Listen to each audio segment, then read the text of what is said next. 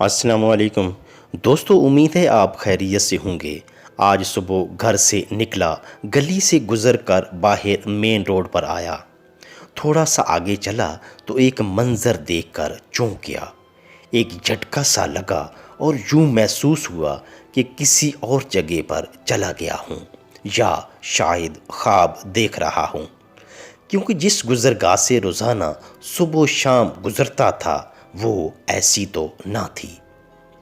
ارد گرد کے ماحول پر نظر دوڑائی تو کچھ یقین آیا کہ نہیں، یہ ہے تو وہی جگہ، لیکن یہاں ایسی ہولناکی اور قرب و اذیت، آخر معاملہ کیا ہے؟ تمام راہگیر پریشان نظر آ رہے تھے۔ کاروں، ویگنوں، موٹر سائیکلوں اور حتیٰ کہ پیدل چلنے والے بھی انتہائی اذیت کا شکار تھے۔ وہاں پر متعین سیکورٹی گارڈ گاڑیوں کو آگے جانے سے روک رہا تھا۔ لوگ اس کے ساتھ الجھ رہے تھے۔ بے ہنگم ٹریفک، ہارن کی آوازیں اور لوگوں کے شور و غل نے ماحول کو مزید ابتر اور خوفناک بنا دیا تھا۔ لوگ گاڑیوں سے سر نکال کر پھٹی پھٹی آنکھوں سے آگے کا منظر دیکھ رہے تھے۔ اسی ڈر، خوف اور پریشانی میں مبتلا آگے بڑھا تو حقیقت کا ادراک ہوا۔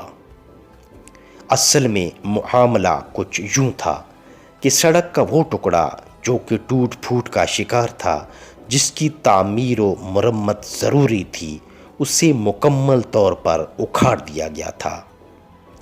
کرین اور دیگر مشینوں کی مدد سے پوری سڑک کو گہرائی سے اکھاڑا گیا تھا۔ سڑک ملبے، بجری اور سیمنٹ سے بنی ہوئی بڑی بڑی سلیبز میں تبدیل ہو چکی تھی۔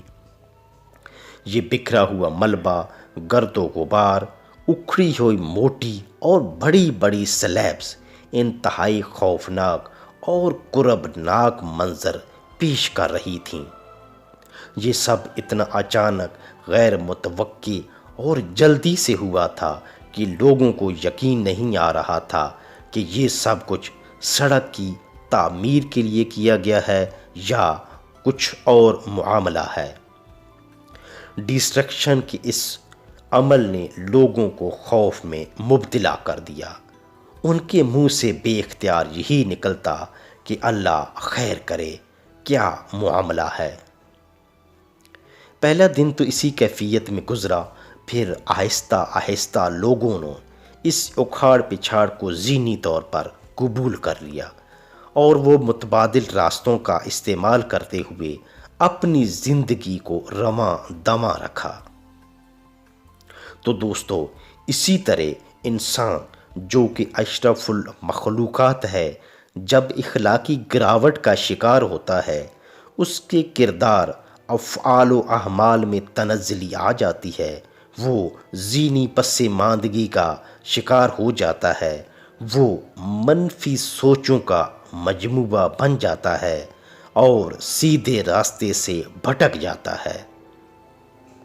اعلیٰ اخلاق و اقدار کو پس پشت ڈال دیتا ہے تو بڑی بھیانک، خوفناک اور ہیبت ناک شخصیت ابھر کر سامنے آتی ہے، اور انسانیت ایسے شخص سے پناہ مانگتی ہے، بلکہ اسے ملنے سے بھی گریز کرتی ہے۔ وہ معاشرے میں انتشار، لڑائی جھگڑا اور فساد فی الارض کا باعث بنتا ہے۔ اس کی شخصیت ٹوٹ پھوٹ کا شکار ہو جاتی ہے۔ وہ تعمیری اور مثبت سوچ کی بجائے تخریبی کارروائیوں میں ملوث ہو جاتا ہے۔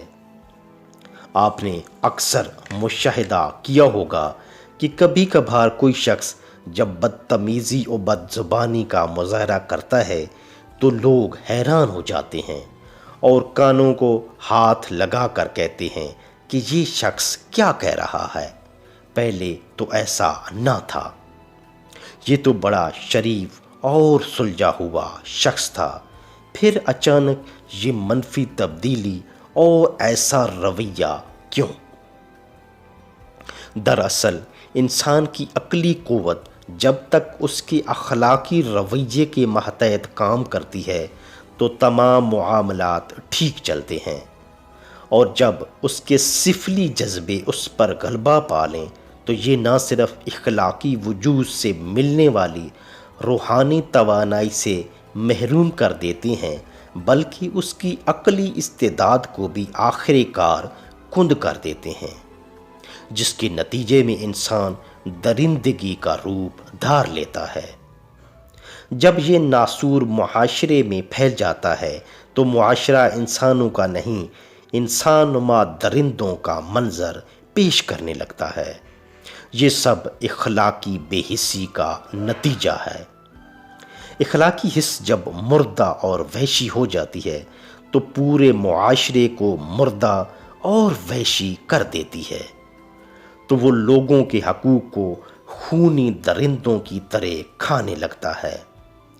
تو ایسا معاشرہ ٹوٹ پھوٹ اور تنزلی کا شکار ہو جاتا ہے، لوگوں میں بے چینی اور مایوسی پھیل جاتی ہے، زندگی اجیرن ہو جاتی ہے، کیونکہ ایک بے حس شخص صرف لینا جانتا ہے، دینا نہیں، چاہے اس کا لینا دوسروں کی موت کی قیمت پر ہی کیوں نہ ہو۔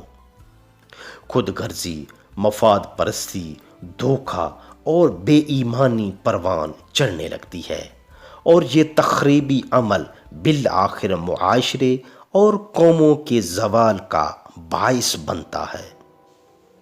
تو دوستو، ہمیں اپنے اعلیٰ کردار، اخلاق، افعال و اعمال سے معاشرے میں ہونے والی ٹوٹ پھوٹ کو درست کرنا ہوگا، اعلیٰ اخلاقی اقدار کو پروان چڑھانا ہوگا، معاشرے کو تحفظ دینا ہوگا، میانہ روی، رواداری، تحمل مزاجی، ایک دوسرے کو برداشت کرنا، معاف کرنا، صلہ رحمی، باہمی اتفاق و محبت کو فروغ دینا ہوگا، تاکہ ہمارا معاشرہ اور یہ پیارا وطن امن و سکون کا گہوارہ بن سکے۔